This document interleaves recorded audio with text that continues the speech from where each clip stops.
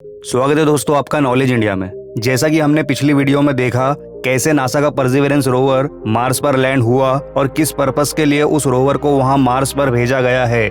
दोस्तों मैं आपसे रिक्वेस्ट करूंगा, अगर आपने पिछली वीडियो नहीं देखी है तो पहले वो वीडियो को देखिए, ऊपर आई बटन पर क्लिक करके या नीचे डिस्क्रिप्शन में लिंक होगा, उस वीडियो के बाद में ये वीडियो देखिए। तो जैसा कि पिछली वीडियो में हमने देखा पहले मार्स पर जीवन हुआ करता था या नहीं, ये जानने के लिए हमें मार्स की मिट्टी या चट्टान के सैंपल्स को लेबोरेटरी में चेक करना होगा। और इस वक्त लेबोरेटरी तो फिलहाल पृथ्वी पर ही है।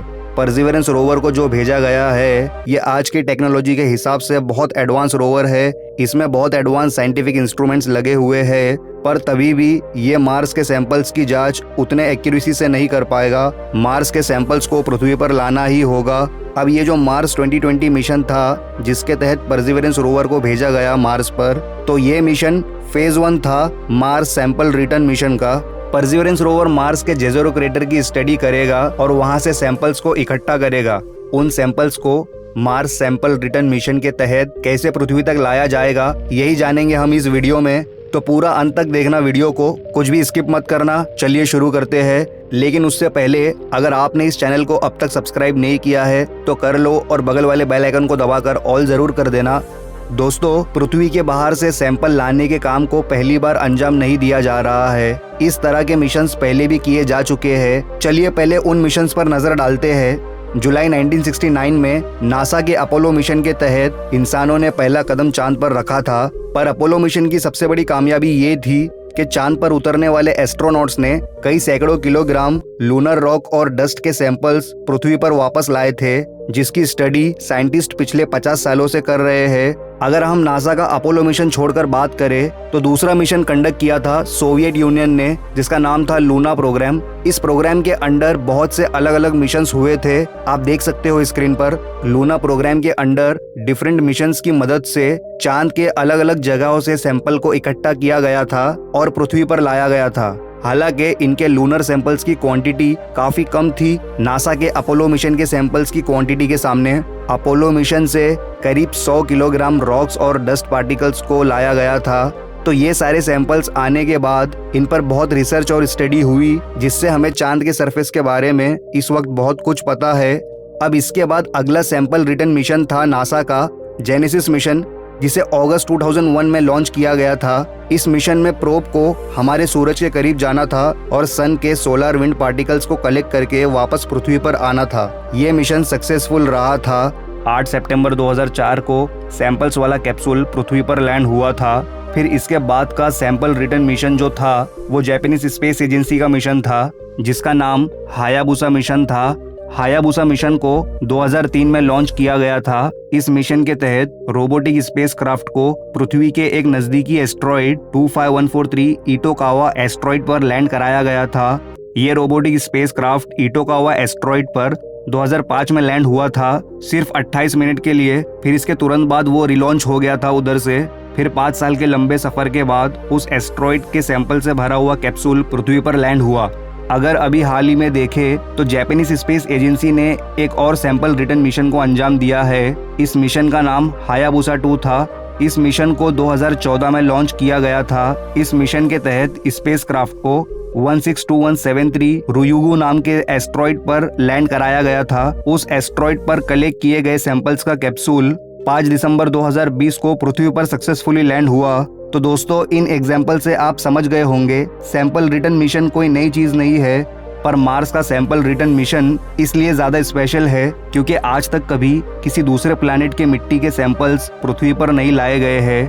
और दोस्तों स्पेस एक्सप्लोरेशन के पहले ही स्टेप में सैंपल रिटर्न मिशंस नहीं किए जाते हैं। स्पेस एक्सप्लोरेशन के फर्स्ट स्टेज में फ्लाई बाय मिशंस को किया जाता है। फ्लाई बाय मिशंस में स्पेसक्राफ्ट किसी प्लैनेट या स्पेस बॉडी के करीब से गुजरता है और उस स्पेस बॉडी की कई तस्वीरें और डेटा इकट्ठा करता है।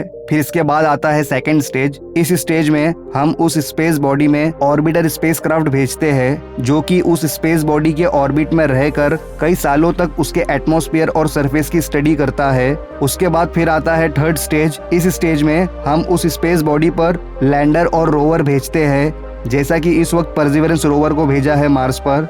ये रोवर करीब से अध्ययन करते हैं स्पेस बॉडी का। फिर इसके बाद आता है आखिरी फोर्थ स्टेज, जिसमें सैंपल रिटर्न मिशन को अंजाम दिया जाता है, जो कि ये मिशन अभी होने वाला है। ये मिशन काफी पहले ही हो जाता। दरअसल अक्टूबर 2009 में नासा और यूरोपियन स्पेस एजेंसी ESA ने Mars exploration joint initiative establish किया था, जिसमें एक्सो मार्स प्रोग्राम होने वाला था। उस प्रोग्राम के अंडर 2018 से 2023 के बीच मार्स के सैंपल्स पृथ्वी पर लाने का प्लान था। इस प्रोग्राम में नासा 2011 में मैक्सी को लॉन्च करने वाला था। मैक्सी एक सैंपल कैचिंग रोवर था और उस वक्त बजट ना होने की वजह से वो मिशन लॉन्च नहीं हो पाया था, जिसकी वजह से नासा एक्सो मार्स प्रोग्राम से पीछे हट गया था। उसके बाद फिर से 2018 में फिर एक और बार नासा और ESA ने मार्स सैंपल रिटर्न मिशन के लिए दोनों एजेंसी ने लेटर ऑफ इंटेंट साइन किया और 9 जुलाई 2019 तक एक सॉलिड प्लान रेडी किया गया कैसे 2031 तक मार्स के सैंपल्स को पृथ्वी तक लाया जाएगा। मार्स सैंपल रिटर्न मिशन का पहला फेज सक्सेसफुल हो चुका है, मतलब परसिवरेंस रोवर मार्स पर लैंड हो गया है। रोवर के आर्म में जो ड्रिल लगा है, इससे ये रोवर 2 मीटर डीप ड्रिलिंग कर सकता है। अगर कभी कोई हार्ड रॉक या चट्टान ज्यादा मजबूत रही तो इसमें अलग अलग ड्रिल बीड्स है। जरूरत के हिसाब से रोवर ड्रिल बीड्स यूज करेगा और सैंपल इकट्ठा करके उन्हें टेस्ट ट्यूब में भरेगा। रोवर की बेली में 43 सैंपल्स ट्यूब्स है, जिसमें सैंपल्स रखे जाएंगे और 43 ट्यूब्स में से 5 विटनेस ट्यूब्स है। साइंटिस्ट ने रोवर में ट्यूब इंस्टॉल करते वक्त क्लीनलीनेस पर काफी अच्छे से ध्यान दिया है, ताकि सैंपल्स में कोई कॉन्टेमिनेशन ना हो, प्योर सैंपल्स पृथ्वी पर आ सके। सैंपल्स को ट्यूब्स में भरने के बाद रोवर उन्हें मार्स की जमीन पर ड्रॉप कर देगा। जहां ट्यूब ड्रॉप किया जाएगा वो लोकेशन बहुत अच्छी तरह से वेल डॉक्यूमेंटेड होगा। एकदम प्रिसाइज कोऑर्डिनेट्स पर रखे जाएंगे ट्यूब्स। उस जगह को सैंपल कैचे डिपोट नाम दिया गया है। फिर इसके बाद जुलाई 2026 में एक लॉन्च होगा, जिसमें एक लैंडर और एक रोवर भेजा जाएगा। इस लैंडर में 2 stage solid fuelled Mars ascent vehicle होगा, जिसे नासा डेवलप कर रहा है, और जो फैच रोवर है उसे ESA डेवलप कर रहा है। अब इन दोनों मशीन्स को एक ही डुअल लैंडर प्रोब में भेजा जाएगा या अलग अलग 2 सेपरेट लैंडर में भेजा जाएगा, ये कंफर्म नहीं है। ये 2 स्टेज रॉकेट वाला लैंडर और फैच रोवर मार्स पर परसिवरेंस रोवर के लोकेशन के आसपास लैंड होंगे अगस्त 2008 को। फिर जिन लोकेशंस पर सैंपल ट्यूब्स को रखा गया है, फैच रोवर उन्हें कलेक्ट करेगा और कैनिस्टर में डालेगा। फिर उस कैनिस्टर को 2 स्टेज एसेंट रॉकेट में लोड कर देगा। फिर ये रॉकेट लॉन्च होगा। इतिहास में ऐसा पहली बार होगा मार्स पर से कोई रॉकेट लॉन्च होगा। फिर ये रॉकेट सैंपल्स के कैनिस्टर को अर्थ रिटर्न ऑर्बिटर तक पहुंचाएगा। अब आप सोच रहे होंगे ये अर्थ रिटर्न ऑर्बिटर पिक्चर में कहां से आया। तो अर्थ रिटर्न ऑर्बिटर को ESA डेवलप कर रहा है। इस ऑर्बिटर को अक्टूबर 2026 में लॉन्च किया जाएगा और मार्स के ऑर्बिट में यह ऑर्बिटर 2028 तक प्लेस हो जाएगा। 2029 में एसेंट रॉकेट मार्स से लॉन्च होगा और सैंपल से भरा हुआ कैनिस्टर अर्थ रिटर्न ऑर्बिटर में लोड कर देगा। फिर ये ऑर्बिटर अपने खास सोलर इलेक्ट्रिक आयन इंजन की मदद से पृथ्वी तक का एक लंबा सफर तय करेगा। एक बार पृथ्वी के ऑर्बिट में पहुंचने के बाद यह ऑर्बिटर सैंपल से भरे हुए कैप्सूल को धरती पर भेज देगा। तो इस तरह सैंपल्स पृथ्वी तक लाए जाएंगे। दोस्तों, इस तरह के सैंपल रिटर्न मिशंस में रिस्क भी होता है। कई हजारों पॉसिबिलिटीज में एक पॉसिबिलिटी ये भी है, अगर उन मार्स से आए सैंपल्स में कभी कुछ ऐसा रहा जैसा कि कोई पैथोजन या वायरस, जिसके फैलने से पृथ्वी पर मानव जाति का अंत हो सकता है, या उसमें कोई सिंगल सेल ऑर्गेनिज्म हो जो बाद में मल्टी सेलुलर बन जाए, जैसा कि 2017 में आई एक हॉलीवुड साईफाई स्पेस मूवी थी लाइफ। अगर आपने वो मूवी देखी होगी तो आप रिलेट कर पाओगे मैं क्या बोल रहा हूँ। अगर नसीब खराब हुई तो कुछ भी हो सकता है। तो ऐसे में यूनिवर्सिटी ऑफ बर्मिंघम के प्रोफेसर डॉक्टर बैरी ने नासा को सजेशन देते हुए कहा कि अगर इस मिशन से मानव जाति को खतरा हो सकता है तो मार्स से लाए हुए सैंपल्स को पृथ्वी पर लाने की बजाय चांद पर इनके टेस्ट किए जाए, ताकि पृथ्वी ऐसे खतरों से सेफ रह सके। पर नासा वाले डॉक्टर बैरी की बात से सहमत नहीं थे। उनका कहना था कि वो इस मामले में पूरी सावधानी बरतेंगे और नासा ऐसे मिशंस पहले भी कर चुका है। अपोलो मिशन उनमें से एक था और अब तो टेक्नोलॉजी 50 साल आगे आ चुकी है।